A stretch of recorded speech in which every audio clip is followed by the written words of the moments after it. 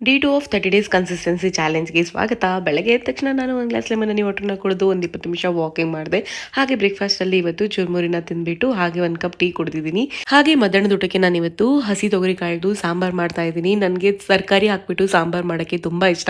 ಹಾಗೆ ನಾನು ಬೆಂಗಳೂರಿಗೆ ಬಂದ್ಮೇಲೆ ರಾಗಿ ಮುದ್ದೆನ ಜಾಸ್ತಿ ತಿನ್ನೋದು ಕಲ್ತಿದ್ದು. ಹಾಗೆ ರಾಗಿ ಮುದ್ದೆಗಿರುವಂತಹ ಹೆಲ್ತ್ ಬೆನಿಫಿಟ್ಸ್‌ನ ನೋಡ್ಬಿಟ್ಟು ತುಂಬಾ ಫಿದಾ ಆಗ್ಬಿಟ್ಟಿದ್ದೀನಿ. ಹಾಗೆ ನನಗೆ ಅದರ ಟೇಸ್ಟ್ ಕೂಡ ತುಂಬಾ ಇಷ್ಟ ಆಗುತ್ತೆ. ಹಸಿ ತೊಗರಿ ಸಾರು ಹಾಗೆ ರಾಗಿ ಮುದ್ದೆ ಕಾಂಬಿನೇಷನ್ ಅಲ್ಟಿಮೇಟ್ ಆಗಿತ್ತು. ನಿಮ್ಗೆ ಸಾಂಬಾರ್ ರೆಸಿಪಿ ಬೇಕಿದ್ರೆ ಕಮೆಂಟ್ ಸೆಕ್ಷನ್ ಅಲ್ಲಿ ತಿಳಿಸಿ, ವಿಡಿಯೋನ ಅಪ್ಲೋಡ್ ಮಾಡ್ತೀನಿ. ಹಾಗೆ ನಮ್ಮ ಮನೆಗೆ ಇವತ್ತು ಸಂಜೆ ನಮ್ಮ ಅಕ್ಕ ಮಾಮ ಮತ್ತೆ ನಮ್ಮ ಮುದ್ದು ಪಾಪು ಬರ್ತಾ ಇತ್ತು. ಅದಕ್ಕೋಸ್ಕರ ನಾನು ಅವರು ಬರೋಷ್ಟರಲ್ಲಿ ಸ್ವಲ್ಪ ವಾಕ್ನ ಕಂಪ್ಲೀಟ್ ಮಾಡ್ಬಿಡೋಣ, ಎಷ್ಟಾಗುತ್ತೆ ಅಷ್ಟು ಸ್ಟೆಪ್ಸ್ ಕಂಪ್ಲೀಟ್ ಮಾಡೋಣ ಅಂತ ಅನ್ಕೊಂಡ್ಬಿಟ್ಟು ವಾಕಿಂಗ್ ಎಲ್ಲ ಮಾಡಿ ಮುಗಿಸಿ ಸ್ವಲ್ಪ ಶಾಪಿಂಗ್ ಇತ್ತು, ಶಾಪಿಂಗ್ ಮಾಡ್ಕೊಂಡು ಬಂದ್ವಿ. ನಾವು ಅಂಗಡಿಗೆಲ್ಲ ಹೋಗಿ ಬರೋ ಅಷ್ಟರಲ್ಲಿ ನಮ್ಮ ಅಕ್ಕ ಮಾಮ ಪಾಪು ಕೂಡ ಬಂದಿದ್ರು. ಫುಲ್ ಖುಷಿ ಆಗ್ಬಿಡ್ತು.